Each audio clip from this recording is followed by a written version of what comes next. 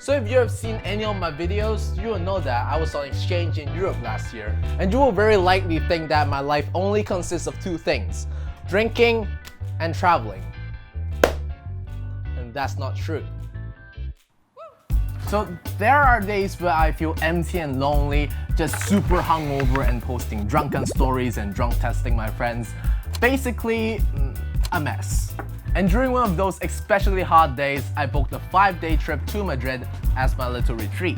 So after going on the flight, reaching Madrid, touring the beautiful city for a day, and seeing countless street artist performance, I came to one realization. Madrid is kind of boring and I have 4 days left there. So I quickly scoured the internet and laid my eyes on this. This is a not very accurate representation of Canencia.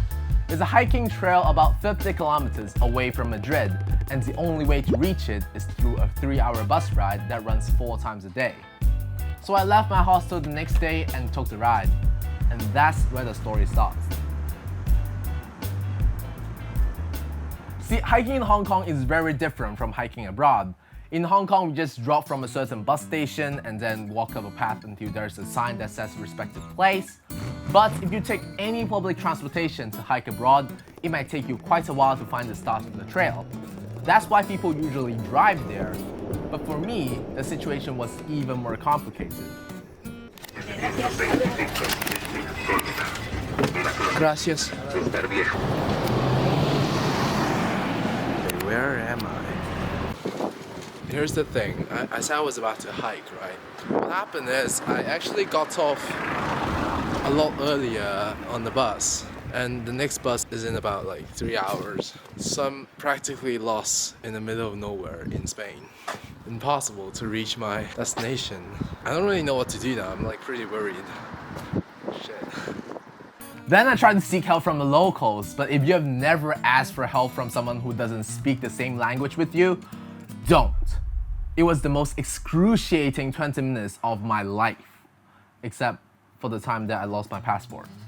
Cell phone, call. Pero es que no me lo coge. Que speak English, no sé. No speak English. No, ¿tú sabes inglés? Un poquito. It was for a taxi, right? Don't call. Don't call. No. Oh, okay. I found this. Canencia, 2 hours. That seemed decent. Let's go. So I finally found the trail and started going on it and shot a bunch of super boring B-roll until I came across this. Wait, what? There's a fence here. Does it mean like I have to go all the way back down? Please don't. Should we go over that? Yeah, I think we should. Oh, let's try this. Hooray! Let's go. In hindsight, I probably shouldn't do that, but I did. So I just went on and until the sun goes really low and sat on the cliff and look over the view, blah blah blah. And I tried to make an outro for that particular Spain movie. See, the original movie sucked, so that's why I'm making this one. But after countless unnatural takes and the wind just fucking up my audio, I saw the last thing that I expect myself to see. I saw people. They were a group of 3 and they seemed genuinely shocked to see me there as well. I was about to go down the mountain, but one of them came up to me and asked, "Hey, do you want to smoke a joint with us?" My brain then started going through the multiple scenarios that might unfold, them pushing me off the mountain as I get high, sedating me or beating me up, stealing my camera, my money, and just left me for dead in the middle of nowhere. Then I said yes, because why not? Turns out they were also travelers and they live right at the little town that I get off called Barcelona, and we shared the sunset right on top of that mountain. Then they were kind enough to offer me a quick stay at their homes, and that guy's mother was so sweet. She was speaking fluent English and she told me about the days that she spent living in India and Italy and all those crazy other stories.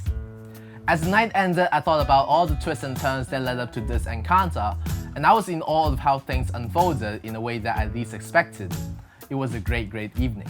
A lot of my friends ask why would I never get tired of documenting my trips, and my answer is stories like this. I'm not saying that I get into trouble for content, But just stories like this where people come together out of the blue is worth capturing and remembering for me. So there are 3 key takeaways from this little story.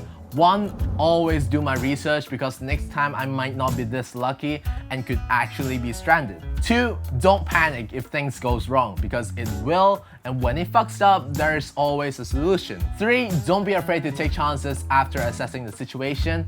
Expect the best out of people and you'll probably get the best. So that's all from today. Leave a like down below if you enjoyed this video.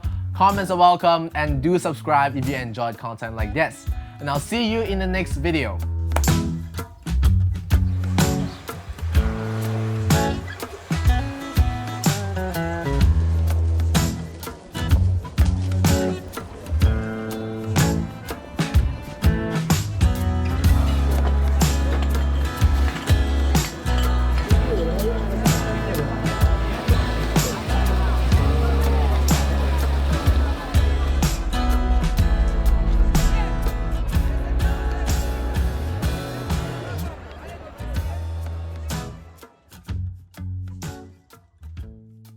So, wow.